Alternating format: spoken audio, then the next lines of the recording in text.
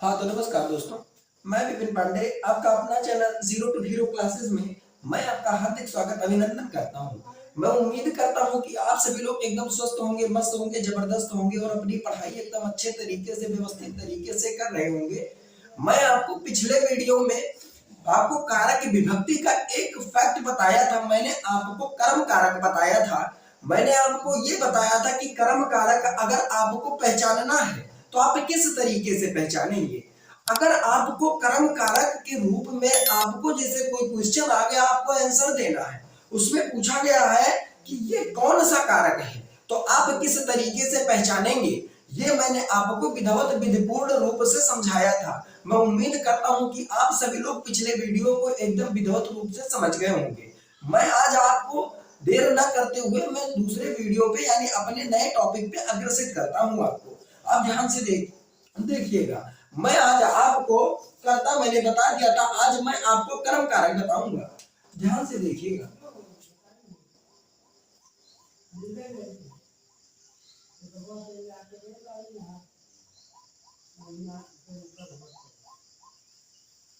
हाँ दोस्तों, इस बार आपको मैं कर्म कारक बताऊंगा। कर्म कारक मैं आपको पहले बता दूं कि कर्म कारक जैसे कोई पूछता है कि कर्म कारक किसे कहते हैं, तो कर्म कारक जिस शब्द में क्रिया का प्रभाव जिस शब्द पर पड़ता है, यानी जिस वाक्य में क्रिया का प्रभाव जिस शब्द पर पड़े उसे ही आपको कर्म कारक कहना है। इसमें आपका ने विभक्ति का प्रयोग होता है।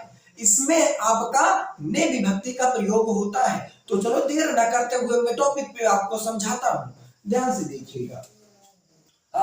तो इसमें आपका आप इस तरीके से तो रटे ही होंगे, कर्ता ने कर्म को करण से अपादान से अलग, इस तरीके से आप रटे होंगे, लेकिन मैं आपको इस तरीके से पढ़ाऊंगा कि आपको रटने की जरूरत नहीं पड़ेगी।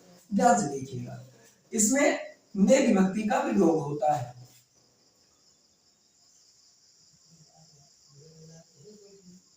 इसमें ने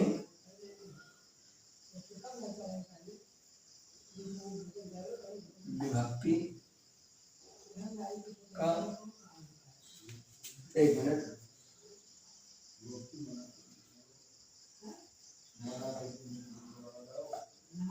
प्रयोग होता है। हाँ दोस्तों, मैंने आपको बताया कि इसमें ने विभक्ति का आपका प्रयोग किया जाता है, लेकिन आप ऐसा मत करना कि आप कहीं भी ने विभक्ति का प्रयोग देखें बस डायरेक्ट ऑन द स्पॉट बस कर्म कारक, ऐसा नहीं है। मैं आपको समझाता हूं किस तरीके से क्या होता है, ध्यान से देखिएगा। हाँ तो मैं आपको बताऊंगा, जिस वाक्य में क्रिया का फल जिस शब्द पर पड़े उसे कर्म कारक कहते हैं। जिस वाक्य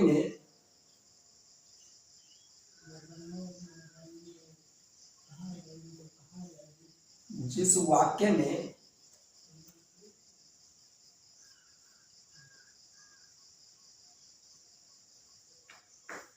क्रिया का फल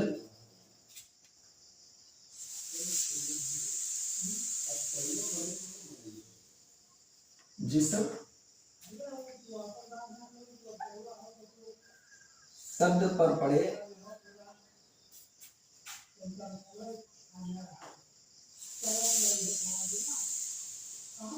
उसे कर्म कारक कहते हैं।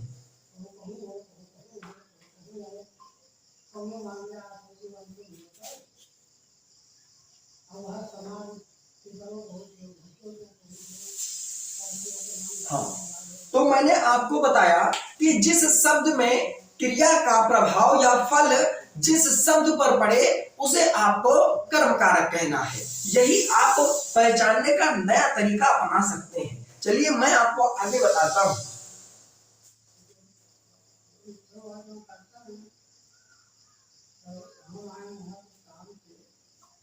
तो इसमें आपका जैसे भागना हो गया, जागना हो गया और दौड़ना हो गया, इसमें आपका को विभक्ति का प्रयोग होता है। भागना हो गया, जागना हो गया, दौड़ना हो गया, पुकारना हो गया, ऐसे शब्दों के साथ को विभक्ति का प्रयोग होता है। हाँ तो भागना हो गया,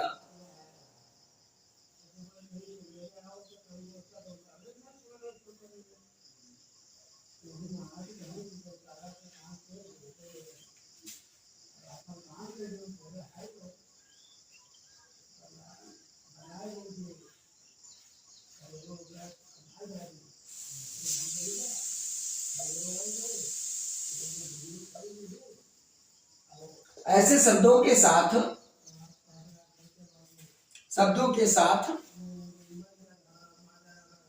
को विभक्ति का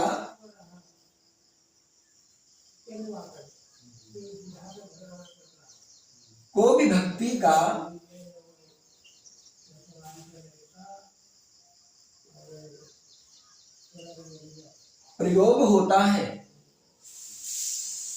हाँ, तो मैंने बताया, ये आपका फैक्ट है। मैंने आपको बताया भागना, जागना, दौड़ना ऐसे शब्दों के साथ, यानी भागना, क्या भागना अकर्मक है, दौड़ना, क्या दौड़ना अकर्मक है, जागना, क्या आप कोई भी शब्द उठा लीजिए, मैं आपको अभी तो जैसे आपका जब अकर्मक सकर्मक मैं पढ़ाऊंगा आपका, तो मैं आपको समझाऊंगा, लेकिन अगर आपको अकर्मक सकर्मक पहचानना है तो सिर्फ और सिर्फ आप क्या लगा दीजिए, क्रिया में आप क्या लगा दीजिए, आपको आंसर मिल जाएगा।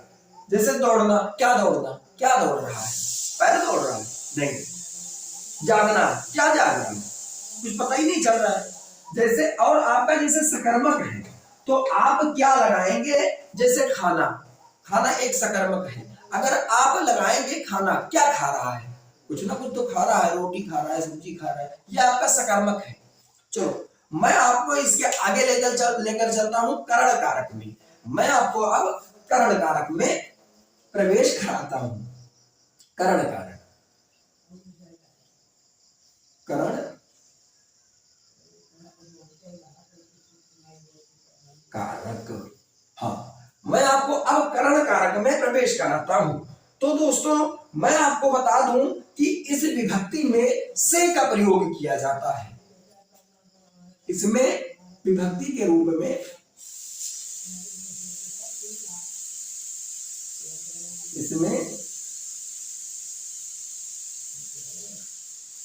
विभक्ति के रूप में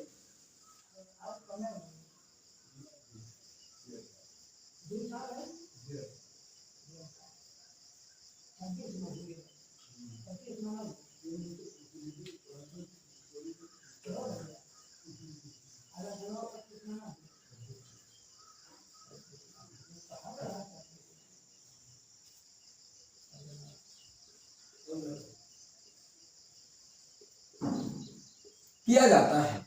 हाँ, इसमें आपका से विभक्ति का प्रयोग किया जाता है। तो आप ये मत समझना, जैसे अगर आपका से विभक्ति का प्रयोग ज्यादातर अपादान में भी होता है, तो आपको मैं बताऊंगा किस तरीके से आप करण कारक को पहचानेंगे, किस तरीके से आप अपादान कारक को पहचानेंगे। अपादान का मतलब होता है आपका, अपादान अगर कोई है शब्द तो उसका मतलब ये होता है कि किसी चीज से अलग हो जाना या एक दूसरे चीज से तुलना करना, वो उसमें आपका अपादान होता है। और इसमें साधन का प्रयोग किया जाता है, इसलिए इसमें से का प्रयोग किया जाता है। जैसे राम ने कुल्हाड़ी से पेड़ को काटा, उसमें आपका से का प्रयोग तो किया गया, लेकिन इसमें आपका मुख्य रूप से साधन का प्रयोग किया जाता है, जिससे आपका करण कारक होता है। और अपादान कारक में आपका जिस तरीके से अगर आप कहेंगे कि राम छत से गिर पड़ा, तो उसमें छत से राम अलग हो गया, इसीलिए उसमें अपादान कारक हो जाएगा। जब किसी दो स्थिति में दो शब्दों का एक ही वाक्य में अलगाव प्रकट किया जाए तो उसमें आपका अपादान कारक होता है। तो मैंने आपको करण कारक में बताया, मैं आपको उदाहरण से समझाता हूं। जैसे इसमें राम ने कुल्हाड़ी से पेड़ को काटा,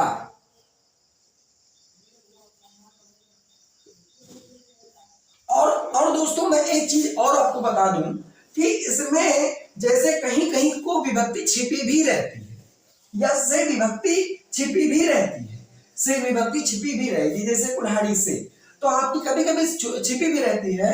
राम ने कुल्हाड़ी से पेड़ काटा, इसमें भी आपका करण कारक ही होगा। और इसमें मैं आपको एक ट्रिक, क्या अब मैं समझा दूं या इसका फैक्ट बता दूं या ट्रिक समझ लीजिए, मैं आपको इसमें बताता हूं कि आपका इसमें के द्वारा के जरिए, अगर आप किसी शब्द में के द्वारा देखते हैं, जैसे इसमें पेड़ किसके द्वारा काटा गया, कुल्हाड़ी के द्वारा काटा गया। अब ऐसे अगर आप किसी शब्द में के द्वारा के जरिए देखते हैं तो आप डायरेक्ट उसमें लगा दीजिए करण कारक, के द्वारा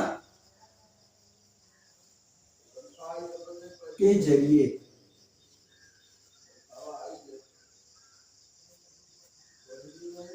के जरिए से आप करण कारक की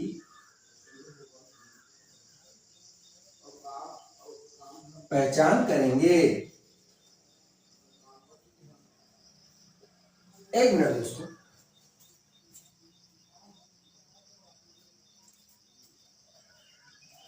हाँ, तो आप इसमें के द्वारा के जरिए से आप पहचान करेंगे। दोस्तों मैं आपको अब नेक्स्ट वीडियो में इसके आगे का फैक्ट बताऊंगा, अधिकरण, संप्रदान, संबोधन और जो भी होता है मैं आपको विधिवत तरीके से एकदम अच्छे नए अंदाज में मैं समझाऊंगा। ये आप देख लीजिए, ये आपका आज का है। एक मिनट दोस्तों, आप देखिए,